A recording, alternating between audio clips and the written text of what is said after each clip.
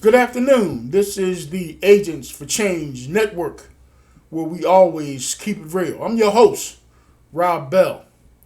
Today we're going to talk about the two enemies that seem to be attacking the black community, the Delta variant and the violence that's so ever present in our community. Let's talk about the Delta variant first. For some reason, black people in the community are reluctant to take the vaccine to help with not having the Delta variant spread throughout the community. They feel like it's a conspiracy by the government. They turn to the Tuskegee experiment, which happened years ago. They say that the government is using the vaccine to track us. They say that the government is using the vaccine to control us. They say that if you take the vaccine, you're going to die anyway. So it's a way for the government to use the vaccine as genocide in our community. I don't know if you believe any of that. Some people obviously do. Some people don't. There have been a lot of us, and when I say us, I mean black people who have taken the vaccine. I'm one of them. I've taken both shots. And when the booster shot comes out, I'll probably take that too, because I don't want to die. And the simple fact is, if you don't take the vaccine, you really set yourself up maybe to die. They said that the Delta variant is a lot stronger than the first strain that came through in this country that set us on our feet. Millions of people died, and now we have this new variant that's coming through, and it seems to be moving towards having more people die. Some people say, well, even if you did take the vaccine, you stand a chance to die, but as far as I know, those numbers are very low. There's a very low percentage of people who have taken the vaccine who have died. Yeah, there are some people who have passed, but that percentage is very low. Come on, people. This is a serious situation. This is a situation where you playing Russian roulette with your life. Don't you love yourself enough to want to try to be as preventive as you possibly can, and do all that you can do to continue to live the beautiful life that you live?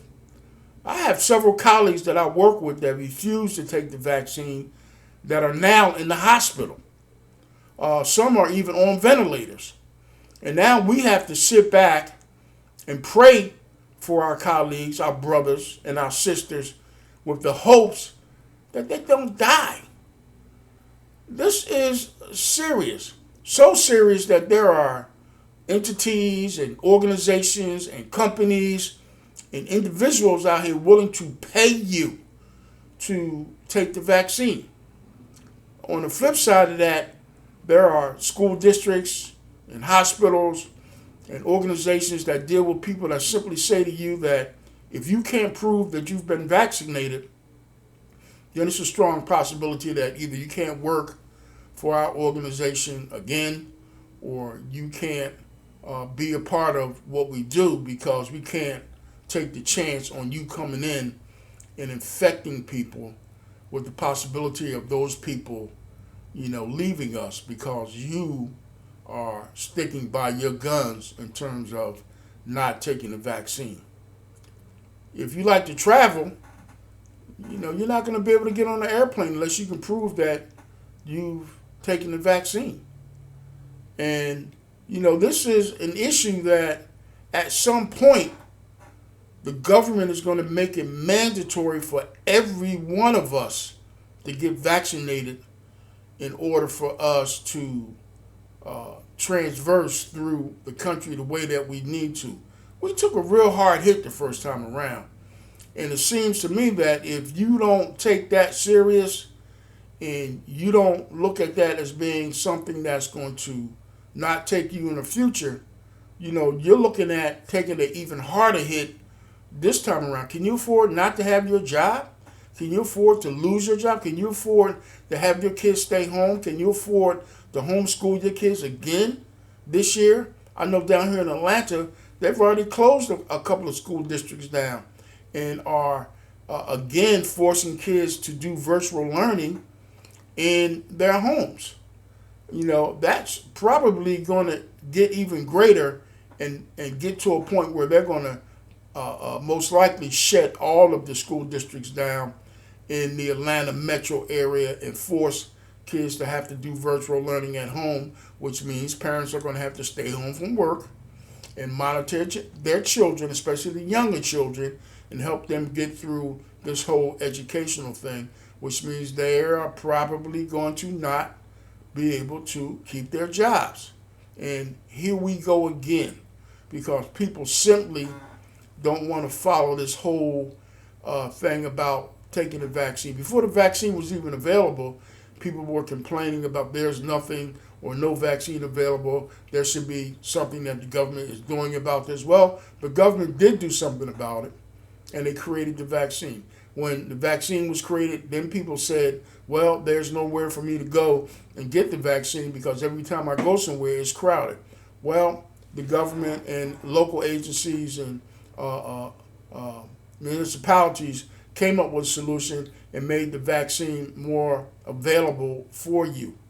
And so then people say, well, I'm not taking the vaccine because it wasn't and it's not FDA approved. Well, FDA approval came through a few days ago, so now it is FDA approved. So how many times are you going to come up with excuses as to why you are not going to take this vaccine and put people in harm's way? All hospital beds in most metro areas are full to capacity. Why? Because people are dying and there's nowhere for people to go. People who have serious medical situations other than having the COVID are not even able to get a bed because people are being treated for the Delta variant and preventing people from getting treatment from things that they really need. So we got to get better with this. I'm going to be a proponent of trying to spread the message of having people get the vaccine, get a shot, and hopefully we can get past this, because I certainly don't want to go through another year of what we went through the last time around. So come on, folks. Come on, black people. Step up to the plate. Put yourself in a position to get the vaccine. Don't sit there and watch your loved ones die. Don't put yourself in a position to all of a sudden wake up one day and have symptoms and find that you got the COVID and have to be placed in a hospital, put on a ventilator, and God forbid, die. Let's get better with this. The second issue that we are having in our community is this constant wave of violence. And what's most disturbing about this is a lot of the violence is being perpetrated by young people. A lot of the violence is coming down in our communities between 13, 14, 15, 16-year-old kids. What they are killing each other about, I have no idea. It can't all be about drugs and drug territory. It can't all be about gangs and gang initiation. It just can't all be about that. It has to be some other things that are going through the minds of these young people with regards to their personal self-esteem, their personal self-worth, and where they see themselves fitting in society. And because maybe they don't see themselves fitting in society, they're angry. And so what do? They take their anger out on each other. And with the proliferation of handguns in our community and the availability of them, when they get upset, they shoot somebody. They shoot at somebody. It's been told to me that there's over 360 plus homicides in the city of Philadelphia right now. Down here in Atlanta, there are over 100 homicides in the city. Excuse me. And, Atlanta is definitely a smaller city than Philadelphia. And for this city to have 100 homicides is ridiculous. We have homicides that we're not even able to solve because we can't keep up with the number of shootings and homicides that are occurring almost on a nightly basis. And it's the same thing that's going on in Philadelphia. There's a shooting and a homicide, maybe 1, 2, or 3 sometimes, almost on a nightly or daily basis. If they continue at the rate that they're going on in Philadelphia, they're going to exceed the number that they hit last year and probably move into maybe the 400 or 500 range of homicides, and it's just going to be a travesty. My question is, I hear nothing from the mayor in Philadelphia. I had sound bites regarding some of the outside agencies coming in and providing assistance financially, but in terms of any action, I don't hear anything. I hear nothing from the police commissioner. I haven't seen Danielle Outlaw on television in weeks. No news conferences, no information about what strategies the Philadelphia Police Department and some of the other agencies are coming up with. All I hear is that has to be a cooperative effort between various agencies and a lot of people, but I don't see anything about those agencies and various people coming together to come up with any strategies as to how we can resolve this issue.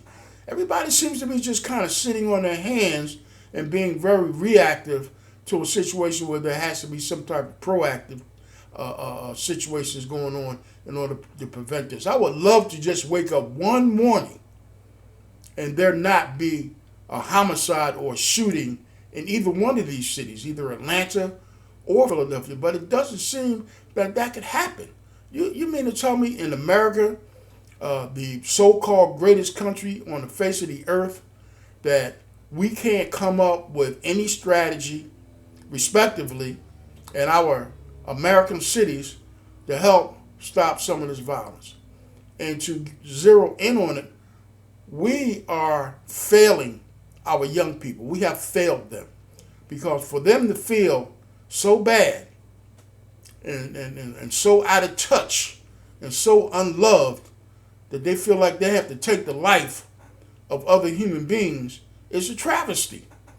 I said on one of my other shows, the Rob's Rant show, that we have to put these guns down, because I don't think the young people that are shooting people understand the gravity of what it's going to be like if you get caught and charged with a homicide.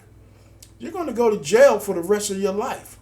You're going to sit in a jail cell that's probably a little bit bigger than your bathroom. And that's going to be the house that you live in for the rest of your life. You are going to affect the people that you come from. You're going to affect the community in which you live. If you have children, you're going to be taken away from your children.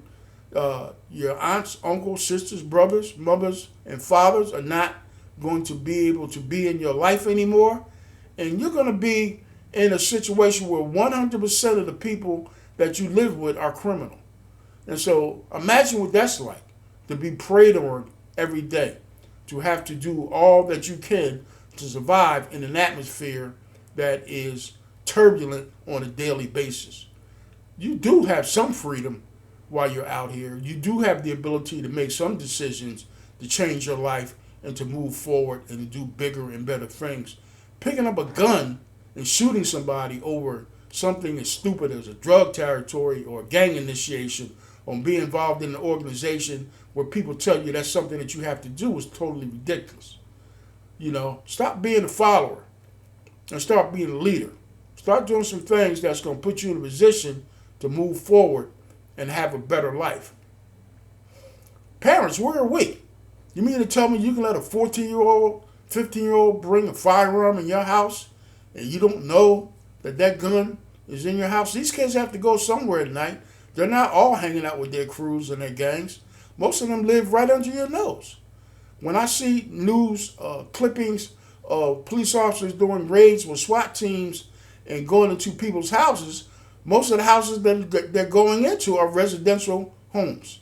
Most of the houses that they go into are homes where kids are living with their parents. And you mean to tell me that the parents don't know that kids are living in that house, manufacturing drugs, bringing firearms in the house, and you are so caught up in your own personal situation, you are so caught up in your own jobs that you don't know what your children are doing? It's ridiculous. And you got to get better with that. We, again, are failing our young people. They look up to us to give them the direction that they need in order for them to be successful. And here we are failing them at all costs.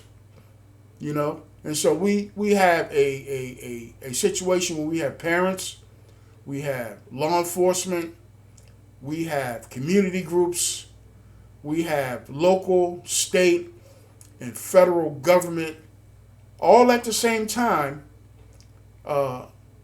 failing the people in these communities, and particularly in the black community. Now, do I have to bring the race card in? Because it seems to me that if these situations were going on in communities other than ours, we would be jumping and stepping up to the plate a little harder than we are right now. But, you know, I have to feel and think that because it's happening in the black communities, nobody is making a really huge effort to try to help come up with any resolution as to how we can get better with this. And it seems like we always end up at the end of the road and with the dark end of the stick when it comes to situations like crime and housing and education and food and all the things that we need as human beings, individuals, in order for us to live a life of safe harmony and a life that affords us the luxuries of living the same way that people that are different from us live. We have to simply get better with this. And I always say, nobody's going to come in on a big, giant, white horse and save us. And it seems like that's what we expect. We expect people to come in and save us. We want to sit back and lay back on our laurels. We are not putting in the energy that we need in order for us to get better with who we are and to improve our communities, because we are satisfied with the way things are. And that's a pretty horrible way to think and a pretty horrible statement to have to make, because, you know, our thing is, well, it's something that's been happening for decades in our community. That's just the way it is when you live in the hood. And, you know, it's something that at some point you get used to. But I can't get used to, as I reported last week, a 15-year-old girl playing basketball on the court and getting shot in the head. I can't get used to a 15-year-old young man sitting in his car outside of a supermarket getting shot and killed. I can't get used to a 3-year-old standing outside in front of his house, and because some idiots want to come by and do a drive-by, he gets shot. You know, I can't get used to a 14-year-old, 15-year-old shooting at police officers. I can't get used to people trying to kill police officers because of their indifference to law enforcement. Those are things that I just can't get used to. And if you accept that, and those are things that you want to get used to, then you really need to check yourself. This is Rob Bell. This is the Agents for Change Network. If you like this video, please subscribe. Push the thumbs up button on our Facebook page. Press the like button. And let's try to share this information with all of our friends and family and get this message spread throughout the internet, because without having information, then people seem to just, again, fall back on their laurels. But I'm going to continue to be proactive. I'm going to continue to be the agent for change. I'm going to sound like a broken record, and I'm going to continue to come after this with all that I can, because I am sick and tired of the violence. I'm sick and tired of the apathy when it comes to this Delta variant and people refusing to take the vaccine.